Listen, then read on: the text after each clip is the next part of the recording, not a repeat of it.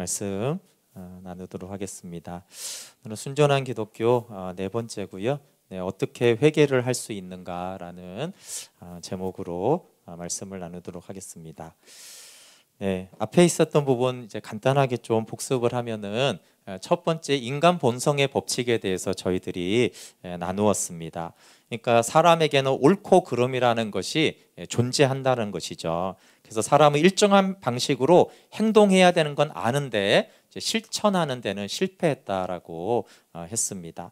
그리고 이제 도덕률이라는 것을 있는 것을 보면 우주 배후의 존재, 우주를 주관하는 존재가 선의 올바른 행동에 큰 관심이 있다라는 것을 알 수 있고, 근데 이것이 이제 감사한 일 같지만 사실 우리는 매일 그 선의 원수가 되는 셈이므로 또 그것은 우리에게 그 자체로는 소망이 되지 않습니다. 그리고 한 가지는 이제 종교는 단순하지 않다. 사실 실제하는 모든 것은 그렇게 단순하지 않다라고 했습니다. 복잡할 뿐 아니라 대개는 기이하고 신비롭다라고 했어요. 그래서 선하신 하나님이 만드신 우주에는 왜 나쁜 것들, 악이 존재하는가? 악이 존재하는 문제가 그렇게 단순한 문제가 아니기 때문에 너무 기독교를 단순화시켜서 이렇게 믿으려고 하거나 설명하려고 할 필요는 없습니다. 루이스의 좋은 통찰은 이 사악함이 무엇이냐라고 했을 때 그것은 선한 것을 그릇된 방식으로 추구하는 것이 사악함, 악함이라는 거예요. 그러니까 악함은 악한 것을 악하게 추구하는 것이 악함이 아니라 선한 것을 그릇된 방식으로 추구하는 거죠. 그러니까 마귀가 하나님은 좋은 거잖아요, 그렇죠? 하나님이라는 선을 되기 위해서 그가 반역으로, 그러니까 인간도 마찬가지죠. 사실은 우리가 예수 그리스도를 믿을 때 하나님은 우리 하나님의 자녀 삼았다, 또 예수 그리스도 안에서 하나님 보좌 우편에 앉히었다라는 것은 우리를 하나님 삼아주는 거예요. 그러니까 하나님이 하나님 대접을 해줄 때 우리를 하늘의 왕자와 공주로 세워주는 옳은 방식으로 하나님처럼 되는 것은 좋은 것인데, 우리의 욕심과 교만과 반역고로 그렇게 이제 그릇된 방식으로 선을 추구하거나 하나님처럼 되려고 하는 것이 사악함이고 악이다. 그러니까 악이라는 것은 선과 악이 따로 있었던 이원론 그런 것이 아니라 선은 선 자체입니다. 그러나 악은 선이 부패한 것에 지나지 않습니다. 그래서 악은 선이 부패한 것이다. 그래서 악한 자가 효율적으로 악해지는 데 필요한 것은 그 자체로는 다 선한 것들이라고 그랬어요, 그렇죠? 그래서 악마가 되려면 결단력이 있어야 되고 영리해야 되고 막 좋은 인상을 줄 줄도 알아, 사기를 잘 쳐야 되고 생존해야 되는데, 이런 것들은 사실 다 선한 것들이기 때문에 악은 선에 기생하고 있다, 그렇게 이제 설명할 수 있습니다. 여러분, 그래서 이 순전한 기독교를 책을 좀 읽으시고 말씀을 들으면 좋을 것 같아요. 왜냐하면 책을 읽으면은 사실 책을 잘 썼기 때문에 책을 이해할 수 있지만 이해하고 금방 잊어버립니다. 왜냐하면 종교는 단순하지 않아요. 단순한 얘기를 단순하게 썼으면 사실은 읽고 듣고 할 필요는 없는데, 사실은 복잡한 얘기를 좀 쉽게 썼을 뿐이지 사실은 그 내용의 사고의 깊이는 굉장히 깊은 내용이기 때문에 이렇게 좀 말씀만 들어가지고는 들을 때는 알 것 같은데 좀 기억에 좀 남기가 어렵고, 또 책만 읽어도 역시 이 책 굉장히 좋은데 읽고 나면은 뭐 대충 기억은 나지만 잘 이렇게 정리되지가 않아요. 왜냐하면 단순하지가 않아요. 깊이 사고하고 묵상하고 또 성령님의 지혜가 필요하기 때문에, 아니면 뭐 강의를 듣고 여러분 좀 책을 읽더라도 이렇게 병행을 하시면서 좀 읽으셔야지 순전한 기독교의 내용이 이런 것이구나라고 우리가 또 마음에 새기고 이해하고 또 적용할 수 있을 것 같아요. 그리고 이제 마지막으로 하나님은 왜 그러면 사람들에게 자유의지를 주셨는가? 이 자유의지 때문에 악이 가능해졌는데, 그렇다면 자유의지를 주는 것은 사랑, 선, 기쁨의 가치를 부여하는 유일한 것 또한 자유의지이기 때문에 그래요. 자유의지가 없다면 사랑, 선, 기쁨이라는 것이 사실은 그 존재 자체가 이제 사실 없어지는 것과 같기 때문에, 그래서 하나님이 주시는 행복, 또 하나님과의 관계를 누리기 위해서는 인간은 자유의지가 필요하고 자유로워야지 됩니다. 그러면 오늘 계속해서 이어서 어두운 권세는 어떻게 타락하게 되었을까요? 이 부분은 사실은 정확하게 설명할 수는 없어요. 성경에 일부분 나오지만 정확하게 나오지는 않습니다. 그러나 성경의 내용과 또 우리 자신의 타락했던 경험으로 합리적으로 추측할 수가 있습니다. 여러분, 자유의지가 생기고 인격이 생기고 이 자아라는 것을 인간이 가지게 됐을 때 자기 자신을 앞세울 가능성이 생기는 거예요.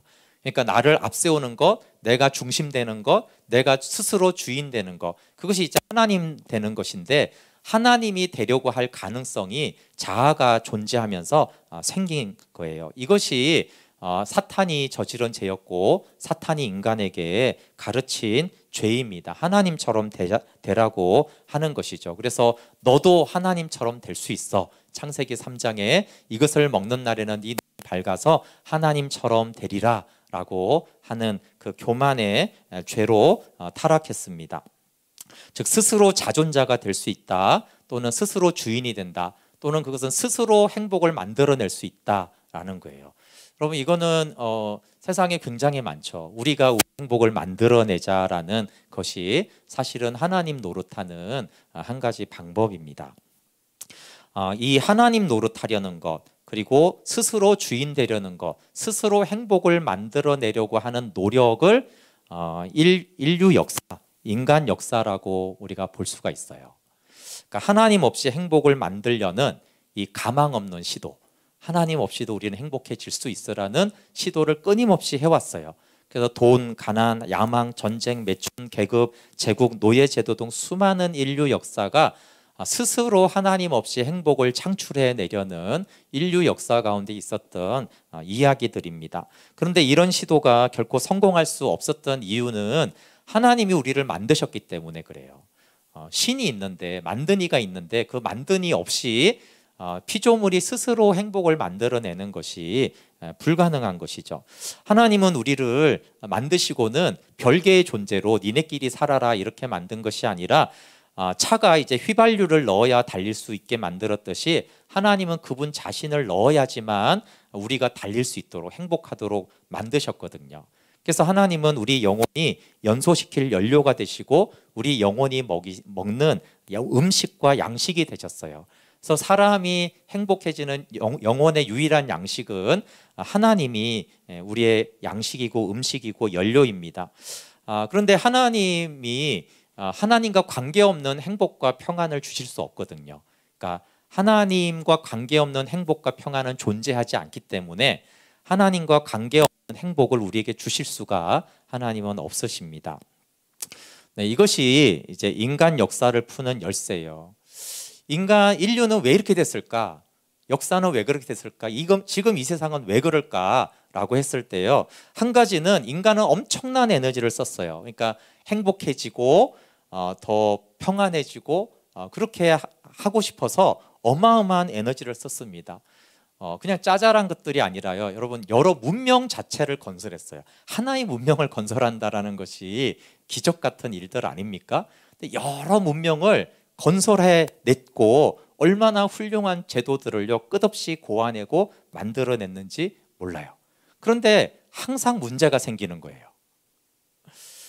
언제나 좋은 제도를 만들어 놓으면 이기적이고 잔인한 인간들이 우두머리에 앉는 일들이 생기고, 오히려 그 좋은 제도를 가지고 사람들을 비참하게 몰고 가는 일들이 생겼죠. 왜냐하면 인간은 잘못된 연료를 넣고 달리기 때문에 그래요. 그래서 하나님으로 인하지 않은 그 모든 행복해지려고 하는 시도들이 실패할 수밖에 없고, 이것이 사탄이 우리에게 해온 짓이죠. 사탄이 계속 우리에게 주는 생각은 하나님 없이 행복해져라, 하나님 없이 너 스스로 네가 행복하게 살 수 있어 라고 하는 생각을 끊임없이 인류 가운데 우리에게 넣어주고 있습니다. 그러면 사탄이 이렇게 우리를 미혹하고 우리를 속이고 인류 역사를 이렇게 망치고 있는 동안에, 그러면 이제 하나님은 무엇을 하셨는가 이런 질문을 할 수 있잖아요. 사탄이 그런 일을 하고 있는 동안에 하나님은 네 가지 일을 하셨다라고 정리할 수 있는데, 첫 번째는 우리에게 양심을 주셨어요. 옳고 그른 것에 대한 분별력을 남겨두셨죠. 그래서 세상이 타락했지만 어느 시대나 자신의 양심에 따르려고 노력하는 많은 사람들을 남겨두었습니다. 그나마 타락을 방지하는 것이죠. 두 번째는 죽었다가 다시 살아나 인간에게 새 생명을 주는 신에 대한 이야기를 모든 종교에 주었습니다. 이 두 번째는 그냥 루이스는 그냥 이렇게 말을 하는데 사실은 저나 수많은 사람들이 말하는 종교하고 C.S. 루이스는 좀 거꾸로 보는 거예요. 보통은 이런 다른 종교에 혹시 여러분을 이제 미혹하는 사람들이 가능성이 많은데 이렇게 고대 종교나 타 종교하고 이렇게 기독교를 비교하면서 기독교가 진리가 아니다라는 설명이 많아요. 예를 들면 고대 바벨론 종교에 보면은 뭐 크리스마스 같은 경우도 뭐 이단화되었다 이런 거 보면 다 고대 바벨론 종교의 그런 것들과 관련이 있고 뭐 부활절이 계란이 뭐 아닌데 기독교가 한다 이런 것도 사실 그게 고대 바벨론 종교에 다 있었던 이야기이기 때문에 그래요. 그래서 혼합화됐다라거나 그 봐라 또 홍수 이야기도 여러 문명과 종교에 있거든요. 그러니까 그거는 기독교가 이렇게 여러 곳에 있는 걸 짜집기를 해서 만든 거야라고 하면서 기독교의 진리가 아닌 것에 대해서 주로 이렇게 사용을 많이 하거든요. 근데 이제 CS가 어떻게 이제 하나님을 좀 알게 되었냐 하면 그 중에 하나가 뭐냐 하면 그 반지의 이야기를 쓴 돌킨으로 기억하는데 그 돌킨이 하도 안 믿으니까 C.S. 루이스가 무신론자니까 야, 너 신화 얘기를 좋아하지 않냐? 그러면 복음서에 나오는 죽었다가 살아난 이 신화 얘기와 안 믿으니까 신화라고 한 거예요. 타 종교의 신화 얘기를 네가 한번 비교 분석을 해봐라. 그러면 사복음서에 있는 신화는 신화가 아니라 진리라는 걸 네가 차이점을 알게 될 것이다. 그런 거에 이제 예수님은 관심이 있는 거예요. 그래? 그럼 내가 한번 신화의 관점으로 사복음서에 나오는 예수의 얘기를 한번 봐야겠다. 그래서 이제 C.S. 루이스가 신화의 관점으로 여러 종교의 신화들을 비교했을 때 기독교의 신화는 역사성이 있었다라는 거예요. 다른 신화는 그냥 신화인데 그리스 신화가 신화잖아요. 근데 역사성이 없는 거예요. 그런 거에는. 근데 성경의 신화라고 접근한 이 이야기는 역사성을 갖고 있기 때문에 이것은 이제 진리다라고 생각을 했어요. 그렇지만 C.S. 루이스의 생각에는 이게 진리기 때문에 지난번에도 말했잖아요. 모든 종교가 다 진리는 아니지만 비슷한 조금씩의 어떤 진리성을 내포하고 있는데 그냥 진리기 때문에 어디에나 그것이 있다라는 거예요. 또 창조설화나 홍수 이야기도 사실이기 때문에 부분적으로 다른 모든 문명과 종교에서 그런 사설들이 내려오고 있다라는 거죠. 노아의 홍수가 없다라면 오직 기독교에서만 그것을 주장하겠지만 만들어낸 이야기라면 그게 실제 얘기니까 여기저기 이제 그런 얘기가 있다라는 얘기예요.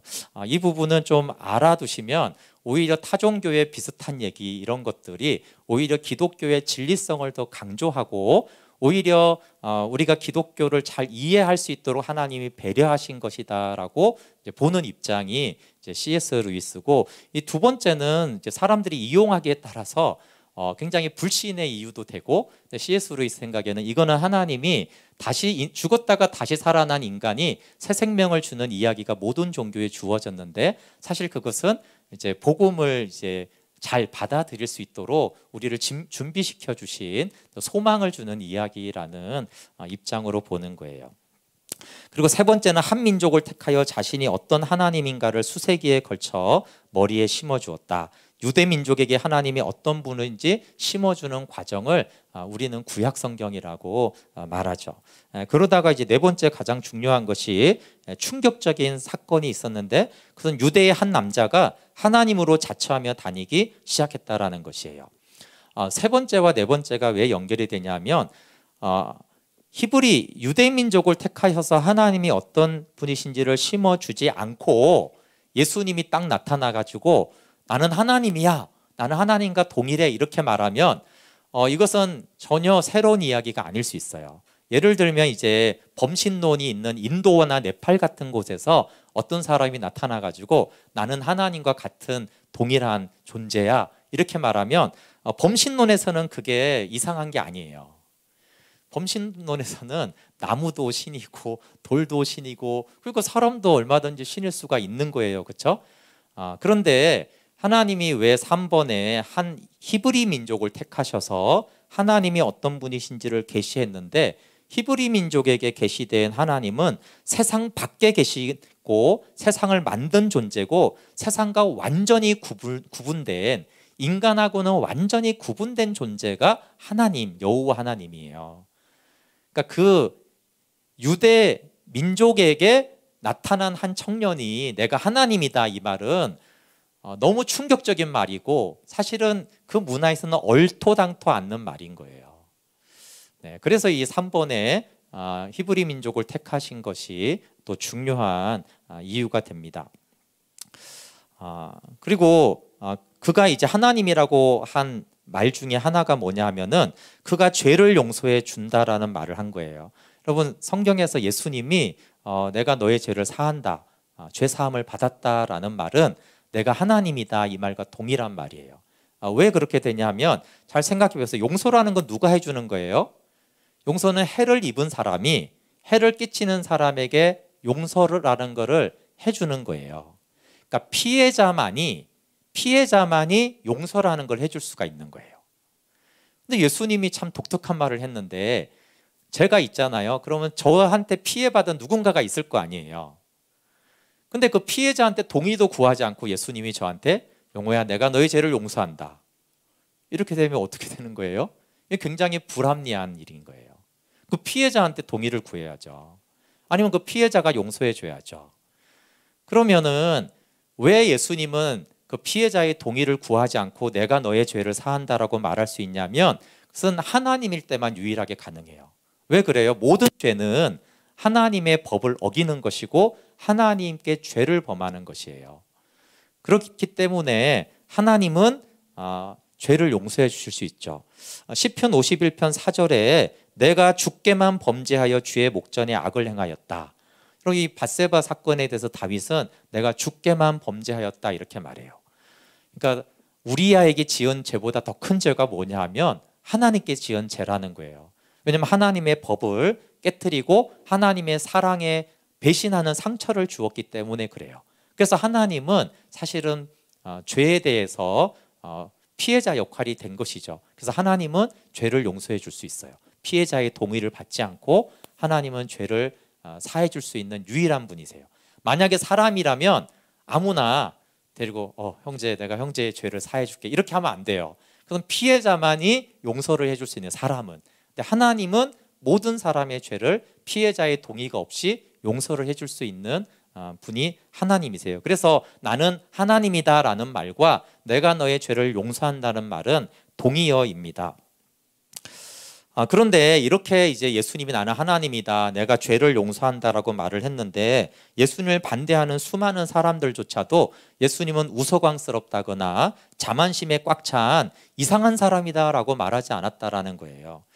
네, 이 부분은 이제 C.S. 루이스가 한 아주 유명한 말인데, 나는 예수를 위대한 도덕적 스승으로는 기꺼이 받아들이지만 자신이 하나님이라는 주장만큼은 받아들일 수 없다. 근데 이게 이제 수많은 사람들이 예수님에 대해서 하는 일반적인 말이에요. 근데 이 말은 굉장히 어리석게 짝이 없는 말이라는 거예요. 만약에 인간에 불과한 사람이 예수와 같은 주장을 한다라면 그는 결코 위대한 도덕적 스승이 될 수 없습니다. 왜냐하면 너무나 거짓말을 하고 황당한 말을 하고 이상한 말을 했잖아요. 그러니까 거의 정신병자 수준의 말을 한 것이기 때문에 그는 정신병자이거나 아니면 지옥의 악마일 거예요. 그래서 우리는 선택을 해야 합니다. 이 사람은 하나님의 아들이었고 지금도 하나님의 아들이다. 만약에 그게 아니라면 미치광이이거나 그보다 못난 인간이다. 당신은 그를 악마로 여겨서 죽이거나 그의 발 아래 엎드려 하나님으로 부를 수 있다. 그러니까 이 원래 두 가지 가능성밖에 없는 거예요. 말 그대로 나는 하나님이야 라고 했을 때 하나님이구나, 아니면 좀 미친놈이구나, 둘밖에 없는 거예요. 근데 하나님이 아닌데 하나님이라고 주장한 사람을 인류의 위대한 도덕적 서성이라거니 훌륭한 사람이라거니 이렇게 말한다라는 것은 맞지 않는 거죠. 그건 이제 사기꾼이고, 그 실제로 수많은 사람들을 속여가지고 사람들을 미혹해서 기독교를 믿게 해가지고 평생 돈 뜯어먹고 시간 뜯어먹고 괴롭혀 왔잖아요. 그러니까 그런 사람은 어떻게 도덕적 스승이라고 할 수 있느냐?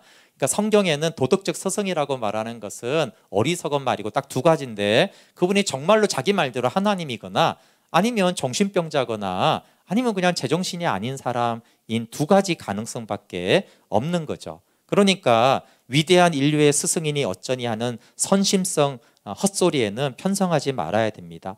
예수님은 그럴 여지를 주지 않았고 그럴 여지를 줄 생각이 처음부터 없었어요. 예수님은 딱 두 가지 중에 하나를 선택하라고 하는 거예요. 나를 하나님으로 믿을 건지 아니면 나를 미치광이로 봐서 나를 죽일 건지. 네, 그래서 미치광이로 본 사람들이 예수님을 십자가에 못 박아 죽였잖아요. 그렇죠? 네, 그건 악한 것이지만 그것은 오히려 예수님이 의도한 거예요. 나를 믿든지 나를 핍박하든지 둘 중에 하나를 하라는 것이지 이도 저도 아니고 훌륭한 도덕적인 선생님이다 이렇게 하지 않았어요. 그래서 우리는 두려운 양자택일의 갈림길에 직면해 있습니다. 예수는 그 자신의 주장대로 하나님이었거나 아니면 미치광이 악마입니다. 그런데 이제 루이스의 말이죠. 제가 보기에는 미치광이나 악마가 아닌 것이 분명합니다. 따라서 정말 이상하고 경악스러우며 있을 법하지 않은 일이긴 해도 그가 하나님이었고 지금도 하나님이라는 입장을 받아들이지 않을 수가 없습니다. 그러니까 사실 하나님이라고 받아들이는 것이 원래는 굉장히 어려운 일이잖아요. 어떻게 인간이 하나님이야? 인간이 어떻게 창조주야? 그걸 너무 받아들이기 어려운데 더 받아들이기 어려운 거는 복음서를 보고 그러니까 이게 미치광이라고 보기에는 도무지 미치광이는 아닌 거예요. 그리고 바보도 아니고 그게 이제 더 아닌 거죠.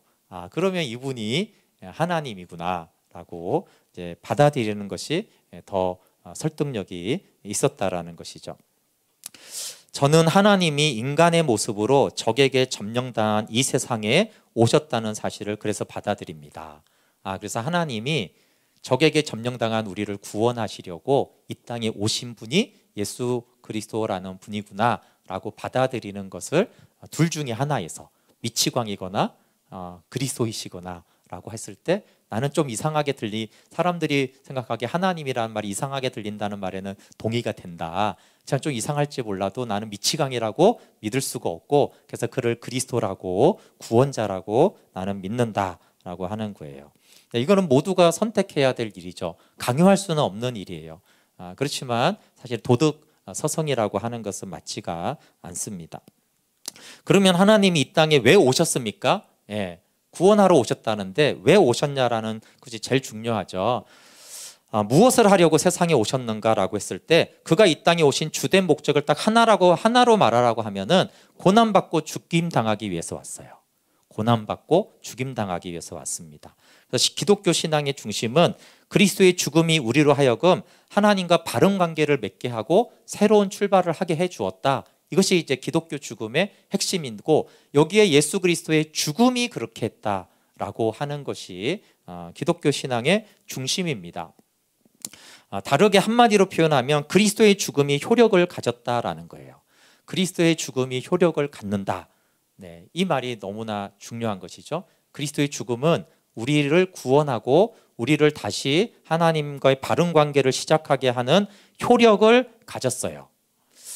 이 원자 그림은 뭐냐 하면 그런데 사실은 효력을 가졌다라는 말을 완벽하게 설명하는 것은 불가능하다라는 얘기. 그러니까 복음을 전할 때 이렇게 저렇게 설명하지만 그것은 사실은 완전한 설명은 아니라는 거예요. 그것을 이제 원자 그림으로 설명하는데 혹시 원자를 좀 아십니까? 양자역학이라고 하죠. 물리학의 한 파트입니다. 물리학의 양자역학은 과학자들은 이 원자에 대해서 믿는 건 유일하게 딱 하나밖에 없어. 이런 그림은 믿지 않아요. 과학자들이 믿는 것은 수학 공식이에요. 수학.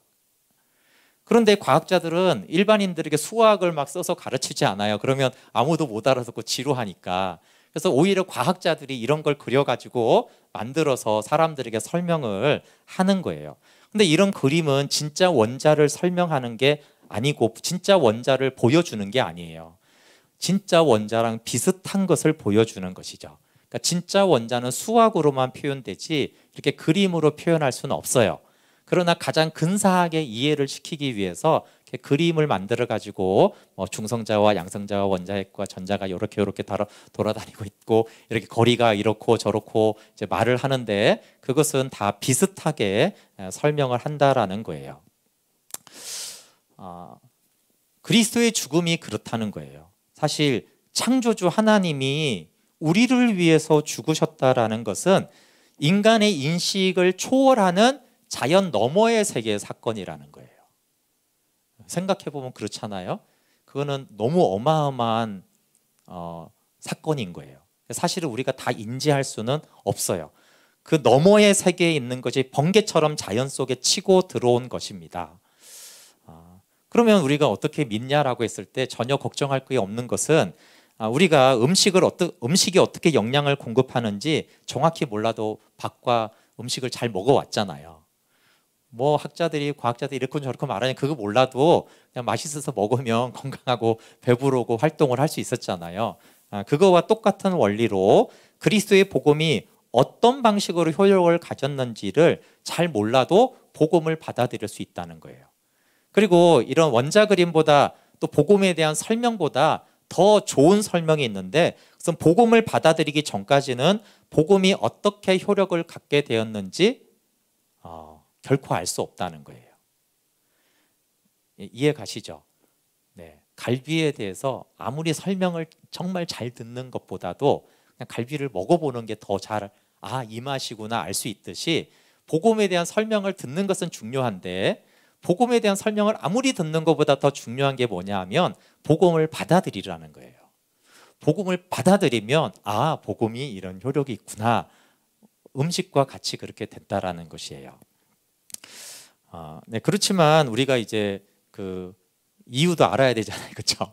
이런 음식은 이래서 좋고 저런 음식은 저렇게 해서 좋고. 하지만 먼저 중요한 거는 이해가 아니고 먹는 것처럼 먼저 중요한 것은 복음에 대한 이해보다 복음을 받아들이는 것이 효력을 나타낸다라는 거예요. 이해를 하지 않아도 효력을 나타내는 데는 문제는 없다.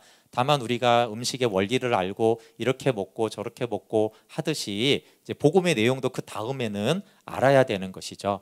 그래서 내용을 모르면 복음을 받아들일 수 없다거나 복음의 효력을 누릴 수 없다라는 것은 아니라는 거예요. 그냥 밥을 먹으면 음식을 먹으면 되듯이 예수 그리스도를 내가 믿고 받아들이고 따르면은 사실 그 복음의 효력은 나타납니다. 복음의 효력은 그리스도가 우리를 위해 죽임을 당했으며 그 죽음이 우리의 죄를 씻어 주었고 그가 죽음으로써 죽음의 세력이 힘을 잃었다라는 거예요. 우리를 위해 죽었고 그 죽음이 우리에게는 죄를 사해 줬고 또 사단의 권세계는 어둠의 권세를 이제 힘을 잃게 만들었다는 것입니다. 그래서 이해보다는 복음을 받아들여서 복음의 효력을 누리는 것이 더 중요하다. 이것이 이제 먼저 루이스는 말을 해놓고 그 다음에 복음이 어떻게 효력을 갖게 됐는가 설명을 해줘요. 일단은 설명보다는 음식은 먹어봐야지 확실히 안다. 이게 더 중요하고 복음은 믿고 받아들이고 복종하고 따를 때 순종할 때 사실은 가장 복음의 효력을 누리게 된다라는 것이고 그럼 이제 설명은 이제 또 필요하잖아요. 설명을 하면은 복음의 효력이 왜 나타나냐 하면은 그리스도가 우리의 죄를 대신해서 벌을 받았다. 이 원어적으로도 그렇고요. 벌을 받았다라는 것을 빚을 갚았다. 빚진 자, 돈의 빚진 자를 빚을 갚아 주었다라는 것으로 해석하는 것이 가장 맞습니다. 그래서 죄값을 치렀다라는 것은 빚을 갚았다, 아니면 계산을 치러줬다, 비용을 부담해줬다 이런 뜻이에요. 내가 밥을 먹어도 저 사람이 계산을 치러주면은 내가 이제 안 내도 되잖아요. 밥값을 대신 내줄 수가 있는 거잖아요. 그렇죠? 그것이 죄값을 치렀다라는 뜻입니다. 그리고 인간이 처한 공경이 있는데 그것은 스스로 자기의 주인인 것처럼 행세한 이 교만이 스스로 주인 되려는 것이 죄요 공경이기 때문에 이 공경에서 빠져나오는 것을 뭐라고 하냐면은 그걸 회개라고 부른다는 거예요. 회개는 뭐라고요? 스스로 주인 되려는 곳에서 빠져나오는 것. 그래서 회개는 하나님을 향해 손에 든 무기를 내려놓아야 하는 반역을 깨닫고, 왜냐하면 반역을 하려고 주인 되려고 했으니까 삶을 처음부터 다시 시작할 준비를 하는 것이 이 공경에서 빠져나올 수 있는 유일한 길이다. 이렇게 하나님께 항복하는 과정을 회개라고 부른다. 반역하려다가 무기를 내려놓고 하나님께 항복합니다 라고 하는 게 이제 회개라는 거예요. 물론 회개는 전속력을 다해서 뒤로 도는 동작이라고 했습니다. 네, 이 부분은 제가 한번 설교에 인용한 적이 있는데, 근데 회개가 어렵다는 거예요. 회개는 단순히 굴욕을 감수하는 것이 회개가 아니에요. 난 죄인이에요. 너무 쪽팔리다. 그렇지만 죄인인 걸 인정해야지. 이렇게 이제 하는 부끄러움을 한번 당하는 것이 회개가 아니라 그거보다 훨씬 어려운 일인데, 회개한다는 것은 수천 년간 익혀온 자기 만족과 자기 의지를 버린다는 뜻입니다. 이것은 여러분 자신의 일부를 죽이는 것, 일종의 죽음을 겪는 것을 뜻합니다. 그러니까 회개는 자기 만족과 자기 의지를 버리는 것인데, 그것은 마치 죽음을 일종의 죽는 것과 같은 거예요. 죽음을 뜻하는 것과 같아요. 그러니까 근데 어떻게 우리가 죽겠어요? 그게 이제 회개인데, 어떻게 이제 죽음에 내 만족과 내 의지를 넘기는가? 마치 내 일부를 죽이는 것과 같은 것을 어떻게 할 수 있는가라고 했을 때 할 수 없다라는 거예요. 그 다음 설명을 들어보면 더 회개할 수 없다라는 것을 알 수 있어요.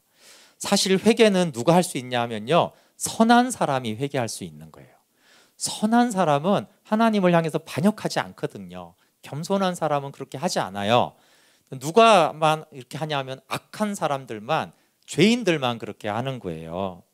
근데 여기에 함정이 있는데, 정작 회개가 필요한 사람은 악한 사람인데, 이 완전한 회개는 선한 사람만 할 수 있는 것이 이제 우리의 문제예요. 여러분이 악해질수록 회개의 필요성은 점점 더 커지고 회개할 수 있는 능력은 점점 더 적어진다. 이게 문제죠.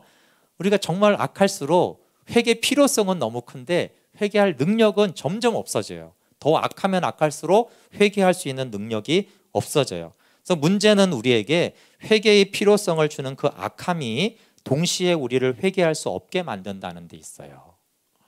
그러니까 이제 악한 죄인은 회개의 필요성은 너무나 절실하지만 회개할 힘은 전혀 없어요. 필요성은 있는데, 빚은 갚아야 되는데 빚을 더 많이 갚아야 될수록 돈을 더 못 버는 거예요. 빚을 갚을 가능성이 전혀 없어지는 이 문제가, 빚은 더 쌓여가는 거예요. 빚이 많을수록. 그렇잖아요. 고리대금에서 빚이 많은 사람 빚은 점점 더 늘어나듯이 악한 사람은 점점 악이 늘어나지 이 악을 청산할 만큼의 회개의 능력이 없어요. 돈을 벌 능력이 없는 것이죠. 그러면 그거는 맞습니다. 그렇지만 하나님이 도와주시면 회개를 할 수 있지 않을까요? 라고 했을 때 맞는 말이죠. 여기서 이제 하나님은 그러면 어떤 뜻에서 우리를 도우시는가? 그러니까 하나님의 도우심으로만 회개할 수 있어요. 그럼 이제 어떻게 하나님이 우리를 도우는가라는 것이 중요하겠죠. 일단은 악한 죄인 스스로 우리는 스스로는 회개할 수 없다. 왜냐하면 악하면 악할수록 회개의 필요가 크면 클수록 회개의 능력이 없어지기 때문에 악한 자는 스스로 회개할 능력이 없다. 스스로 회개할 능력이 있는 사람 누구라고요? 선한 사람. 죄가 없는 사람만 회개할 능력이 있는데 그 사람은 회개할 게 없잖아요. 그렇죠? 예수님은 회개할 게 없잖아요. 죄가 없으시니까. 그러니까 하나님의 도우심으로만 회개할 수 있는데 어떻게 도우신다라고 했을 때 루이스가 좀 독특한 방법으로 이걸 설명해요. 이것을 일반적인 하나님의 도우신다라는 것에서 시작하는데, 하나님이 우리를 돕는다라고 했을 때 사실은 그게 뭘 의미할까라고 했을 때 그분 자신을 우리에게 조금 넣어주신다라고 이해를 해요. 그러니까 우리가 이제 생각을 하잖아요. 어떻게 우리가 생각을 하게 되었지? 또 더 지혜로운 생각을 한다면 어떻게 생각을 할 수 있지라고 했을 때 하나님의 추론 능력을 우리에게 조금 넣어주셨기 때문에 우리는 생각을 할 수 있고, 조금 더 넣어주시면 아주 지혜롭게 생각을 할 수 있다는 거예요. 하나님이 그 생각하는 그 능력을 우리에게 조금 나누어 주지 않았다면 인간은 생각을 할 수 없는 그냥 동물과 같은 존재가 되는 거죠. 또 하나님이 사랑할 수 있는, 하나님에게 있는 그 사랑을 우리의 인간에게 조금 넣어주니까 우리는 사랑도 할 수 있고 배려도 할 수 있게 되었다라는 거예요. 그러니까 이 모든 것이 하나님의 도움이라는 거예요. 하나님이 도와주니까 우리는 생각도 하고 친절도 하고 악기도 연주하고 가서 일도 하고 하는 그 모든 것들은 하나님이 가지신 능력에 어떤 것들을 조금씩 나누어 줬을 때 우리가 그렇게 하게 되었다라는 거예요. 그럼 이제 같은 원리를 적용하게 되어지면 하나님이 회개는 죽음을 받아들이는 거라고 했잖아요. 그러면 하나님은 죽음을 우리에게 좀 나눠줘야 돼요. 그러면 우리는 그 죽음을 받아들이고 죽을 수가 있어요. 그리스도와 함께. 근데 여기에 문제가 있는 거예요. 하나님은 사랑이 있으니까 사랑을 나눠줄 수 있고 당연히 전지하니까 지식을 나눠줄 수가 있고 능력이 있으니까 우리 가운데 재능을 나눠줄 수 있잖아요. 근데 하나님이 죽음을 나눠줘야 되는데 죽음을 나눠줄 수 있어요, 없어요? 나눠줄 수 없죠. 왜냐하면 영원히 사신 생명이신데 어떻게 죽음을 나눠줘요? 그러니까 하나님은 원래는 죽음을 하나님께 있는 것만 나눠줄 수 있는데 하나님에게 죽는다, 하나님의 뜻을 포기한다, 하나님이 고통을 당한다, 하나님을 고난을 당한다, 그건 하나님께 없어요. 하나님은 고통도 고난도 죽음도 또 하나님의 뜻을 스스로 끊는다, 뭐 이런 것 자체도 없어요. 하나님의 뜻은 그대로 실현이 되는 것이지. 그러니까 여기에 문제가 있는 거죠. 그러니까 인간은 죄인인데 회개의 필요성이 있지만 회개할 수 없고, 하나님은 우리를 도우셔야 되는데 하나님은 죽음이나 폭이나 고난을 우리에게 나눠줄 수가 없어요. 그분에게는 그런 것이 없으니까. 그래서 하나님이 그 본성상 절대 하시지 않는 일, 즉 항복하고 고통을 겪으며 복종하여 죽는 일에서 하나님의 도우심을 우리는 필요로 하고 있어요. 그래서 하나님은 그분이 가지고 있는 것만을 나눌 수가 있는데 항복하고 고통받고 죽는 거는 하나님의 본성에 원래는 없는 거예요. 그럼 어떻게 나눠줄 수 있냐라고 했을 때 딱 한 가지 방법이 있는 거예요. 그러나 만약에 하나님이 사람이 되었다라고 가정한다라면 그 사람만큼은 우리를 도울 수가 있는 거죠. 고통을 겪을 수 있고 죽을 수도 있는 인간의 본성이 한 사람 안에서 하나님의 본성과 융화가 된다라면 그 사람만은 우리를 도울 수가 있어요. 성육신이 굉장히 중요한 이유가 여기 있어요. 물론 성육신은 하나님이 낮아지신 것이지만 단순히 낮아졌다 그런 것만이 아니라 성육신이 없이는 하나님은 우리를 도울 수가 없어요. 특별히 회개하게 도울 수가 없어요. 근데 성육신을 하셨기 때문에 인간이 되셨기 때문에 하나님이 자신의 뜻을 포기할 수도 있었고 고난받을 수도 있었고 죽을 수가 있게 되었어요. 우리가 회개의 과정을 거치려면 하나님이 우리 안에서 이 고난과 항복과 죽음의 과정을 거쳐야 합니다. 그리고 그가 이렇게 할 수 있으려면 인간이 되어야 하는 거예요. 그래서 성육신이라는 교리는 인간적으로 어리석은 교리예요.